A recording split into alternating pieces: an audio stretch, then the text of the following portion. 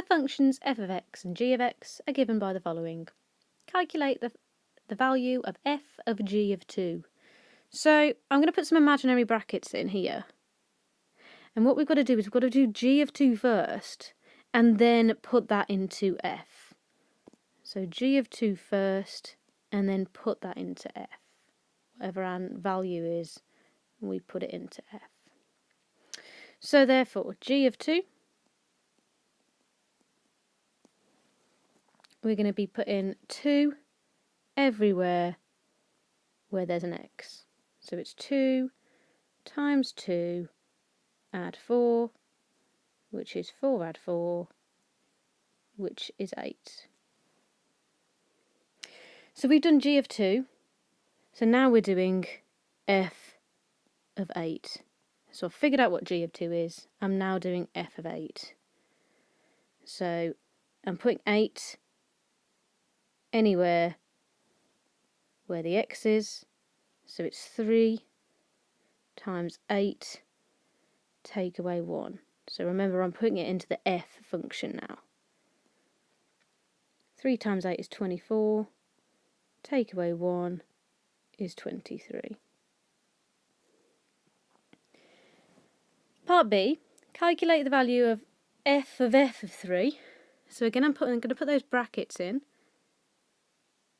So we're doing f of 3 first. And I'm going to put 3 everywhere that there's an x in the f function. So it's 3 times 3, take away 1, which is 9, take away 1, which is 8. Now I'm going to put that 8 back into f again. So I'm going to do f of 8. So I've figured out that f of 3 is 8, and now I want to do f of 8. So f of 8, again into the f function, is 3 times 8, take away 1, which is 24, take away 1, which is 23. And the last one, I want g of f of x. So what I'm doing is, I'm going to put the whole of the f of x, so the whole of this, into g of x. So if I write g of x out, I've got 2x plus 4. That's g of x. And I want to put the whole of that bit that I've done in yellow, so that bit was 3x minus 1. I'm putting that whole of the f of x, the whole of that into the g of x.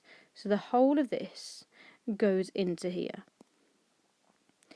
So that's going to be 2 times 3x minus 1 add 4.